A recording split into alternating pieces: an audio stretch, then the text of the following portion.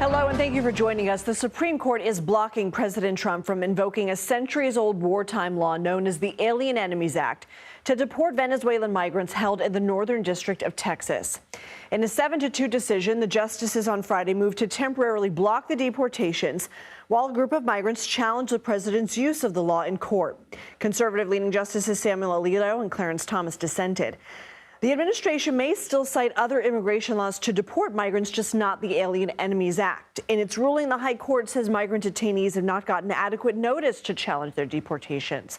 However, the justices did not weigh in on the underlying merits of the case. The court's written order reads, quote, "To be clear, we decide today only that the detainees are entitled to more notice than was given." The order goes on to say, quote, "We recognize the significance of the government's national security interests, as well as the necessity that such interests be pursued in a manner consistent with the Constitution." Back in March, President Trump invoked the Alien Enemies Act to send hundreds of Venezuelans to El Salvador's mega prison.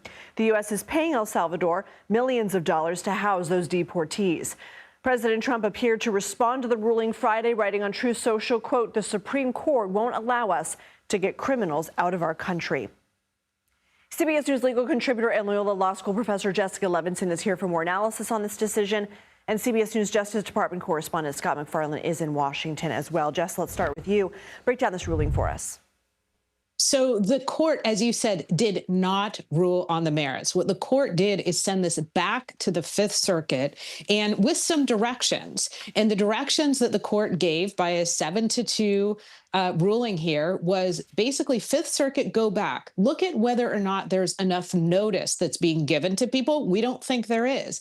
And now evaluate whether or not a preliminary injunction can be in place. Look at the potential success of these claims. So really do get to the substance of this. This is a ruling both based on notice, which is a process issue, and also based on substance, saying we think that that you need to do some serious weighing of the potential burdens and benefits of implementing the Alien Enemies Act for the first time during peacetime.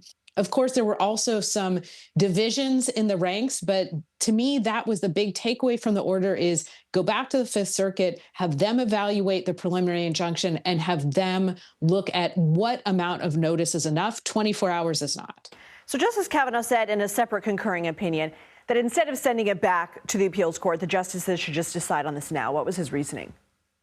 His reasoning is this is timely. He said, given everything that's going on, essentially given the fact that he thinks there are exigent circumstances, he says basically, let's not let this ping pong throughout the federal system.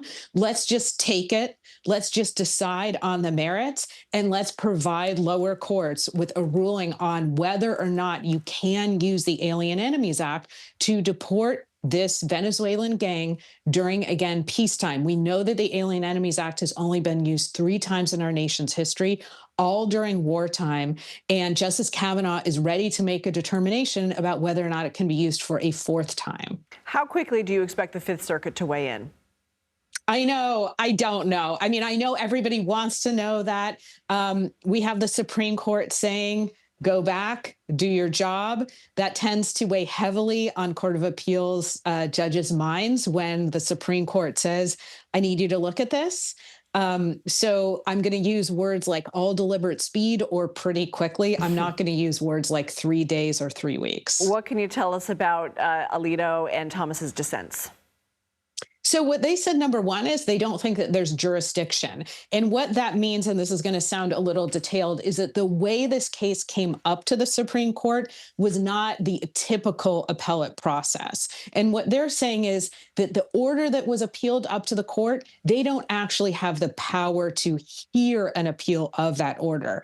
Then they also went on to say that they're not sure that there should be a preliminary injunction in this case. And that really gets to their view of the merits, meaning it seems like they are at least giving a nod to the idea that they think that the administration can, at this point, use that statute, use the Alien Enemies Act in order to deport people. So I think what we're beginning to see on the very broadest level is the 7-2 division in the court on this issue of using the Alien Enemies Act. Again, not a ruling on the merits, not a ruling on the substance yet. Jessica Levinson, we appreciate you. Let's bring in CBS News Justice Department correspondent Scott McFarlane. Scott, you weigh in. What else can you tell us about this decision? I can tell you I learned a lot from Professor Levinson right there. She took us to school. She really did. I think the overall political climate should not be ignored here. There is this multi-front battle now happening in the courts and the Trump administration over immigration and those March 15th Alien Enemies Act deportations, which have caused so many controversies and caused so many individual lawsuits across the country.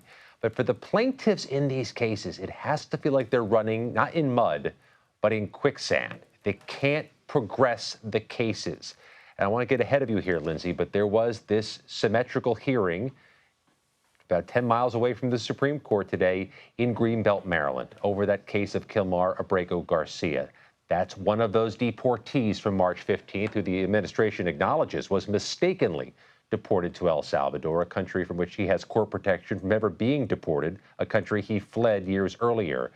And the judge there, the federal judge, expressed some pretty clear frustration. She wasn't getting answers from the administration to baseline questions about that case. The judge, federal judge Paula Zinnes, ordered Abrego Garcia's return to U.S. custody weeks ago. It hasn't happened. They're still going back and forth over the production of evidence.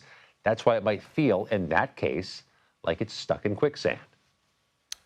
Also, Scott, CBS News has learned that former FBI Director James Comey is being interviewed by Secret Service agents Friday after his post on Thursday, which he deleted on Instagram. It was a photo of seashells that said 8647. Some in the administration were saying a call for violence against the president. What's the latest there?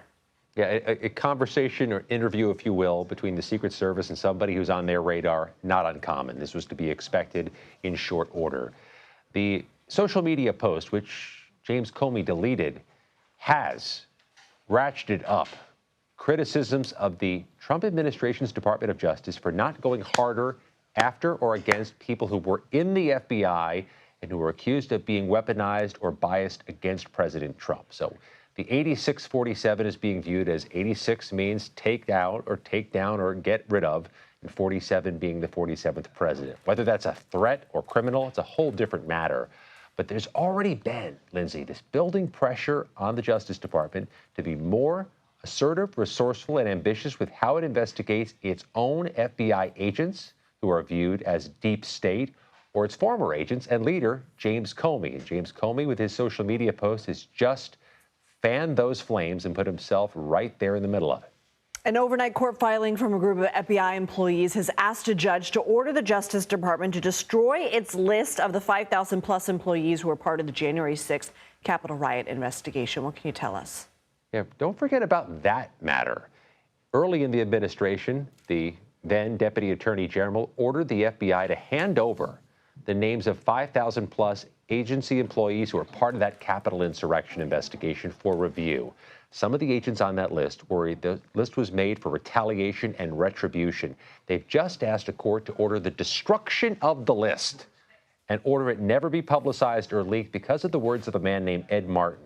Lindsay, Ed Martin's a former U.S. attorney in D.C., a Trump appointee, who's now going to run a weaponization task force inside the Department of Justice. They say Ed Martin has said things that makes them think he is going to try to name and shame January 6th FBI agents, even though those agents were just following orders to investigate the case, and even though, Lindsay, nobody has laid a glove in court on any misconduct by the FBI in January 6 cases.